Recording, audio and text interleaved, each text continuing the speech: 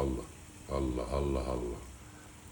ازاي نعمل بولوبيف بس في البيت؟ النهارده بقى هنحاول نعمل بولوبيف. البولوبيف نفسه هنعمله في البيت. انا هخترع معاكم، انا معرفش واول مره اجربه. اللي احنا محتاجينه لحمه مفرومه، دول 400 جرام لحمه مفرومه فيها دهن فيها دسم، هنحتاج سمنه بلدي، هنحتاج بهارات، وهنحتاج جيلاتين نباتي. والطرق مختلفه، انا دخلت اتفرجت على طرق كتيره، طرق مختلفه، فاحنا هنعمل طريقه سهله جدا من غير ما تحتاج مجهود او تحتاج حاجات كتيره مش موجوده. الجيلاتين النباتي ده يا جماعه فكره موجود بسيط، يعني يا اما عند اي عطار يا اما في اي سوبر ماركت. تقول له عايزين علبه جيلاتين هيجي لك. انا جايبه من عند العطار، ده شكله وده كتير، يعني احنا كل اللي هنحتاجه منه معلقه. ده بيكون شكل الجيلاتين، حاجه كده شبه السكر. هنجيب شويه ميه من الحنفيه، فتره ميه فتره، لا ساقعه ولا سخنه. ونجيب معلقه واحده من الجيلاتين كده، عشان طبعا الكميه صغيره، احنا عاملين كلهم 400 جرام لحم. نبدا نقلبه كده على طول، هو بيربط في نفسه على طول. ما تكتروش بس الجيلاتين عشان ما يمسكش جامد. هنسيبها بقى دي على جنب. المفروض على ما نيجي نشتغل بيها تكون مسكت كلها في قلب بعضيها. هنشيل بقى الجيلاتين وننضف اللي احنا عملناه ده. هنجيب بقى حله ومش هنحط فيها ميه كتير، يعني هنحط حوالي يعني تلتين ميه كده، يعني ما بتحطش ميه كتير لان انت هتسلق اللحمه المفرومه. طبعا المنكهات اللي هتتحط على الميه بتاعت سليق اللحمه المفرومه دي على حسب الذوق. في ناس بتحط بصل، في ناس بتحط بنجر علشان اللون الاحمر، في ناس بتحط لون. انا هحط مثلا ايه، وهدايتين قرنفل، وهدايتين حبهان، مش هنكتر عشان ممكن يفضل موجود معانا في قلب البولوبيف نفسه. حط شويه بصل باودر، شويه توم باودر. وفي ناس بتحط توم، بس انا هحط التوم في قلب الكبه وانا بضربه في الاخر. ممكن حد حابب يحط شويه بابريكا. المنكهات دي على الذوق تماما، كل واحد وذوق. وفلفل اسود طبعا دي لحمه بتاعت فيديو تاني، انتوا اكيد شفتوه او لسه هتشوفوه، مش عارف هو بيتذاع امتى. نحط هنا، نولع النار ونقلبه. نزود شويه ميه كمان صغيرين. ممكن تحطوا بصلايه على بعضيها، ممكن تعملوا اللي نفسكم فيه. بس لازم اللحمه يا جماعه، لازم اللحمه تكون فيها نسبه دسم كبيره. الميه تبدا بقى كده معانا، هنبدا ناخد اللحمه المفرومه دي. بس يستحسن ممكن تحطوها على بعضيها وبعد كده تقعدوا تصطادوا فيها، وممكن بسهوله تاخدوها كده. الكميه دي مثلا مش كبيره، هناخدها نعملها 4 كور كده او 3 كور زي ما تطلع معانا، او كورتين او كوره واحده، بحيث ان هي تتسلق وتبقى ماسكه في قلب بعضيها. ننزلها كده وهنسيبها بقى شويه تتسلق وتغلي، وبعد كده نكمل. تعالوا نبص على الجيلاتين، بدأ يمسك، ولسه على ما نيجي نشتغل هتلاقوه مسك اكتر. نقفل النار بقى وما تمسكش زي الحمار عشان ما تتلسعش. العب يا سمك. هناخد بقى ايه، اللحمه الكب على طول في السخن منه. طبعا ده معمول بلحمه بلدي. ممكن بقى احنا نعمله بلحمه مستورده ارخص شويه، ممكن نعمله بلحمه بلدي ونبقى ضامنين ان هو حاجه نظيفه ومحترمه. نطلع على قد ما نقدر. بصوا بقى البيور اللي طالع او الشوربه اللي طالعه من السليق، شوربه دسم محترم. لو انتوا عايزين تلونوه، عشان طبعا هو لما اتسلق اللحمه بيبقى لونها جراي. لو انتوا عايزين تخلوه احمر عشان يبقى نفس لون البولوبيف بالظبط، هتجيبوا شويه شوربه من دول تحطوا عليهم لون طعام بسيط اللي هو بيتاكل الامن، وتزودوا هنا اللون، او تجيبوا بنجر وتسلقوه في قلب الشوربه دي، وتاخدوا شويه من الميه بتاعته تحطوها هنا برده يغير معاكم، يعمل معاكم اللون. هنحط بقى ايه، وفي السخن كده نروح جايبين معلقه سمنه بلدي حلوه كده.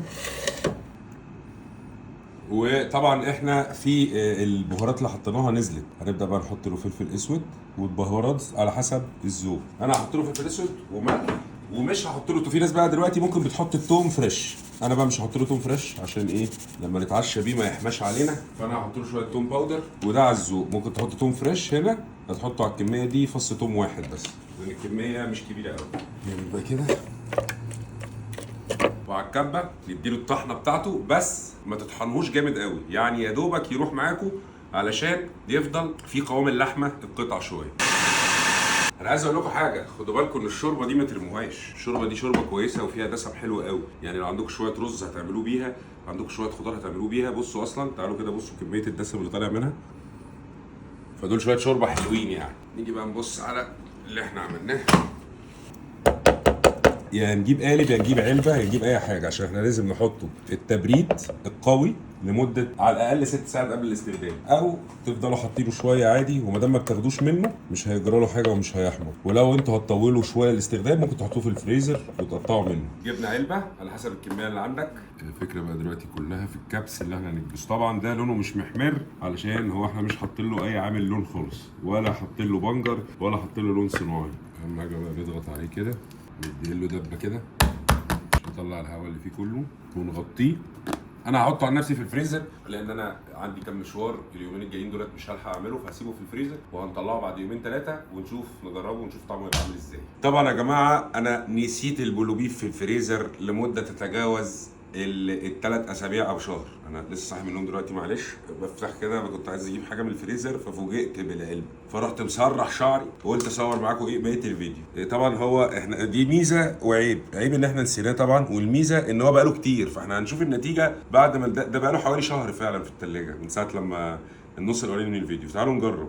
انا طلعته من الفريزر بقاله شويه. بصوا هو مديني نفس الافكت بتاع علبه البولوبيف برضو، الدهون دي بس خفيفه طبعا مش زي اللي في علبه البولوبيف. تعالوا نشوف كده ايه اللي هيحصل. طبعا ده عشان مش واخد لون على قد ما افتكر، يعني نص الفيديو الاولاني انا مش فاكر اي حاجه الصراحه، بس ايه خلينا نشوف كده. انا عايز ادوقه نشوف ايه قصته. ايه ده؟ طعمه حلو قوي. هقول لكم عارفين هو مش بولوبيف قوي، هو بولوبيف على سجق، ودي طبعا حاجه نظيفه اللي ايه معموله في البيت. طيب نجرب بقى ايه، نجيب شويه السمنه البلدي بتاعتنا الجميله على ما السمنه تقدح كده في السريع. ننزل بالبولوبيف. طبعا لو عملتوه في طاسه تيفال هيكون احسن عشان ما يلزقش معاكم. هو على طول فك اهو زي ما انتم شايفين. هو الفرق بينه وبين الجاهز اللون، وكان في الوصفه ممكن تحطوا لون عادي بتاع الطعام مفيش اي مشكله خالص هتطلع معاكم. هل طعمه هيبقى زي بيض البلوبيف الجاهز ولا ده اللي هنعرفه بعد دقيقتين. كده البيض خلاص. هو طبعا في ملح كويس من البلوبيف، هنحط شويه فلفل ونشوف كده، ولو عايزين نزود شويه الملح برضو ايه هيزيدوا هيبقوا تمام. اعملوه بقى في طاسه التيفال يا جماعه عشان ما يلزقش معاكم البيض كده. تعالوا بقى ندوق. الله الله الله الله. ازاي نعمل بلوبيف بس في البيت؟ طبعا هو طعمه مختلف عن البلوبيف التاني الجاهز، طعمه مختلف مش نفس الطعم، بس هو طعمه حلو جدا. انا حاسس ان باكل بلوبيف ومعاه سجق على بيض بلحمه مفرومه، وحاجه صحيه وارخص، وهتطلع معاكم حاجه كويسه جدا وتعمل كميه كبيره. يعني انا عايز اقول لكم ان دولت على ما اتذكر ان هم كانوا اقل من نص كيلو، كانوا 400 جرام لحمه او حاجه كده. احنا عملنا بيهم طبق بيض مليان بلوبيف، يعني لو كنا زودنا 3 4 بيضات كمان كان هيبقى كويس الطبق دوت. يعني 8 بيضات يعني 16 بيضه مع ال 400 كيلو لحمه دول، مع ال 400 جرام لحمه خليتهم كيلو ما اعرفش ازاي، مع 400 جرام لحمه دول يعملوا لكم جرم بلوبيف وصحي ونضيف وتقدروا تاكلوه لاولادكم وطعمه فعلا حلو. انا تسلم ايدي والله.